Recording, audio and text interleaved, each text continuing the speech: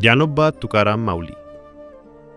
माऊली मित्रांनो, दरवर्षी आषाढ महिना सुरू झाला की डोक्यावर तुळशीचे वृंदावन, खांद्यावर भगवी पताका आणि मुखात विठुरायाचं नाव घेऊन लाखो वारकरी पंढरपूरच्या वाटेवर चालू लागतात. पण तुम्ही कधी विचार केला आहे का की शेकडो वर्षांपूर्वी, जेव्हा वाहतुकीची कोणतीही साधने नव्हती, रस्ते नव्हते, वाटेत घनदाट जंगले आणि हिंस्त्र श्वापदे होती, अशा काळात या भव्य पालखी सोहळ्याची सुरुवात कशी झाली? संत ज्ञानेश्वर माऊली आणि जगद्गुरू संत तुकाराम महाराजांच्या वैकुंठ गमनानंतर वारी कशी सुरू राहिली? आज आपण या व्हिडिओमध्ये पाहणार आहोत वारीचा तो इतिहास आणि दोन अशा व्यक्तींची कथा ज्यांच्यामुळे हा सोहळा जगातील सर्वात मोठा भक्तीचा सोहळा बनला. वारकरी संप्रदायाचा पाया रचणारे संत ज्ञानेश्वर माऊली आणि भक्तीच्या मंदिरावर कळस चढवणारे जगद्गुरू संत तुकाराम महाराज. त्यांच्या हयातीत स्वतः पायी चालत दरवर्षी आषाढीला पंढरपूरची वारी करायचे. पण जेव्हा या दोन्ही महामानवांनी आपला देह त्यागला, तेव्हा संपूर्ण महाराष्ट्राच्या आध्यात्मिक जीवनात एक भयंकर पोकळी निर्माण झाली. वारकऱ्यांच्या काळजाला एकच प्रश्न घर करून राहिला की आता आपल्या लाडक्या संतांना पंढरीच्या विठुरायाची भेट कशी घडवून आणायची? आता ही वारी कशी पूर्ण होणार? याच भयंकर अस्वस्थतेतून जन्म झाला एका अकल्पनीय पालखी सोहळ्याचा. देहू गावात संत तुकाराम महाराज सदेह वैकुंठाला गेल्यानंतर त्यांचे सर्वात धाकटे सुपुत्र नारायण महाराज विरहाने व्याकुळ झाले होते. आपले वडील आता पंढरीच्या वाटेवर चालताना दिसणार नाहीत, ही कल्पनाच त्यांना सहन होत नव्हती. त्या काळी पंढरपूरचा मार्ग म्हणजे अंगावर काटा आणणारा प्रवास होता. पण नारायण महाराजांनी एक ऐतिहासिक निर्णय घेतला. त्यांनी तुकोबांच्या अस्तित्वाची खूण म्हणून त्यांच्या चांदीच्या पादुका तयार करून घेतल्या आणि त्या एका लाकडी पेटीत ठेवून आपल्या गळ्याशी घट्ट बांधल्या.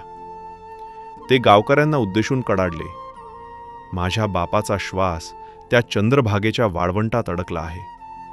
वाटेत कितीही संकट येवोत, पण माझ्या बापाच्या पादुका मी विठुरायाच्या चरणी ठेवल्याशिवाय राहणार नाही.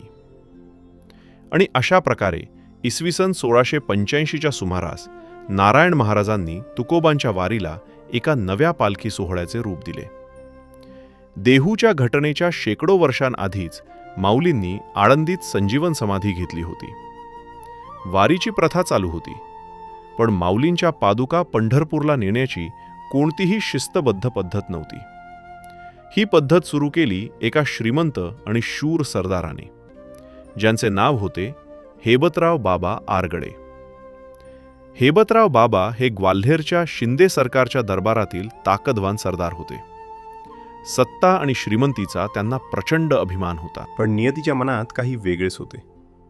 एका भयंकर युद्धात शत्रूने त्यांना कैद केले आणि एका अंधाऱ्या अन्न पाण्याविना असलेल्या तुरुंगात टाकले.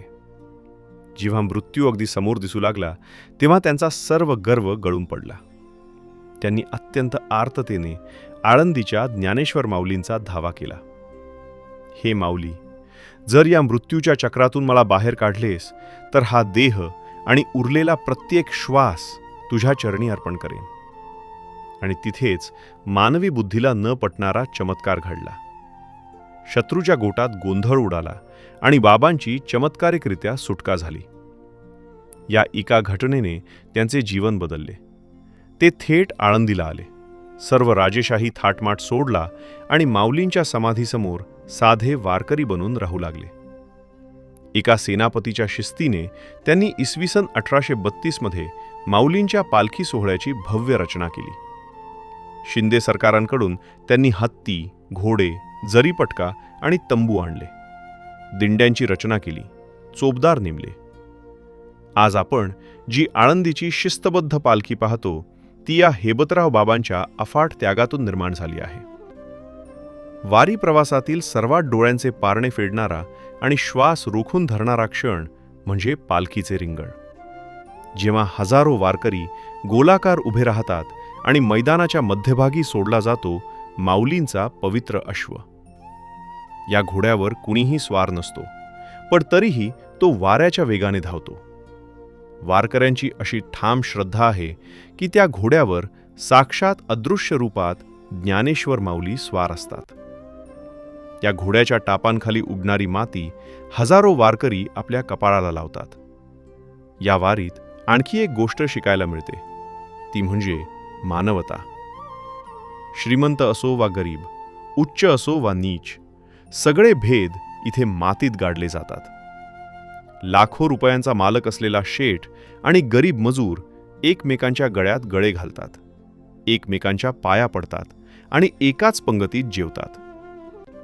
21 दिवसांचा पायी प्रवास करून पायाला आलेले फोड आणि ऊन पावसाचे चटके सोसून जेव्हा हे वारकरी चंद्रभागेत स्नान करतात, तेव्हा त्यांचा सर्व थकवा निघून जातो. आणि जेव्हा ते विठुरायाच्या गाभाऱ्यात प्रवेश करतात, दोन्ही हात कमरेवर ठेवून विटेवर उभा असलेला तो सावळा पांडुरंग पाहताच डोळ्यांतून आनंदाश्रू वाहू लागतात. जणू विठ्ठल स्वतः म्हणत असतो, माझ्या लेकरांनो, तुम्ही माझ्यासाठी एवढे कष्ट घेऊन आलात, आज मी तुमच्या निस्सीम भक्तीसमोर हरलो आहे.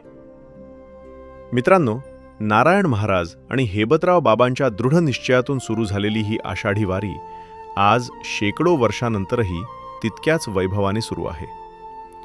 जोपर्यंत या महाराष्ट्राच्या मातीत चंद्रभागा वाहत आहे, तोवर हा भक्तीचा महासागर कधीही थांबणार नाही. जर तुम्हाला वारीचा हा अद्भुत इतिहास आवडला असेल तर व्हिडिओला लाईक करा, आपल्या मित्रपरिवारासोबत शेअर करा आणि अशाच माहितीपूर्ण व्हिडिओसाठी आपल्या वाजरा विजन चॅनलला सबस्क्राईब करायला विसरू नका. बोला पुंडलिक वरदे हरी, विठ्ठल श्री ज्ञानदेव तुकाराम, पंढरीनाथ महाराज की जय. राम कृष्ण हरी.